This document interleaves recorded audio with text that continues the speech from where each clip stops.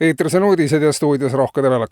Venemaa ja Ameerika Ühendriikide vahelised läbirääkimised vaherahu saavutamiseks Ukrainas jätkuvad ja president Trumpi sõnul tehakse kogu aeg väga head tööd. Eile kuulati ära Vladimir Putini nõudmised vaherahu saavutamiseks ja lisaks Ukraina mitmele oblastile soovib Kreml ka Ameerika Ühendriikide osariike. Esialgu on kõne all Alaska Venemaale tagasiandmine. Panama kanali ja Gröönimaa teemade valguses ei ole kunagi ju Venemaale kuulunudki Alaska piirkonna tagastamine midagi väga mõeldamatut, märgib Kremli pressiteenistus, viidates presidentide järjest paremale omavahelisele läbisaamisele, mis selliste arengute võimalikkusele julgustust annavad.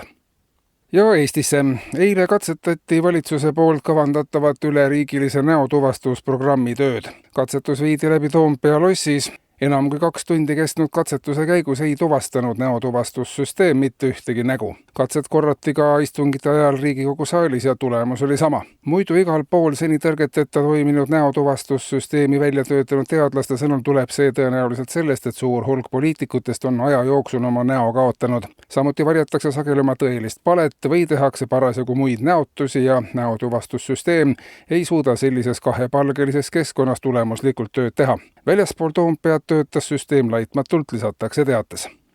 Valitsuses oli eile koos ka pensionisüsteemi täiustamise töörühm ja üheks küsimuseks, mida arutati, oli lõpukirjandi teema. Töörühma üheks ettepanekuks on kohustusliku lõpukirjandi kirjutamise sisseviimine kõikidele pensionile jäävatele inimestele. Lõpukirjandist selguks, kas inimene on valmis pensionipõlve alustama, kas tal on selleks olemas kõik eeldused ja samuti saaks lõpukirjandist aimu, kui kauaks inimene kavatseb pensionile jääda. Lõpukirjandi teemasid hakkab välja pakkuma ja kirjutatute hindama Sotsiaalministeeriumi vastav ametkond ning kui inimene ei tule lõpukirjandi kirjutamisega nõutaval ja arusaadaval tasemel toime, siis inimene ka pensionile jääda ei saa, sest aeg pole veel küps. See ongi küpsus ehk lõpukirjandi üks mõte, teatab töörühm.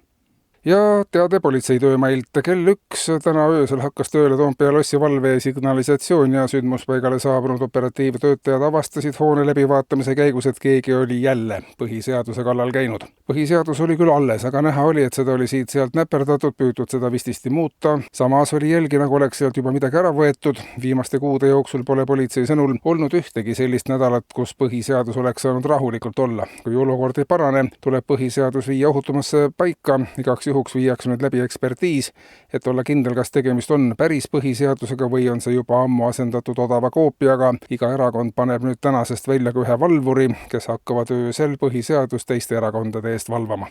Eetris olid uudised.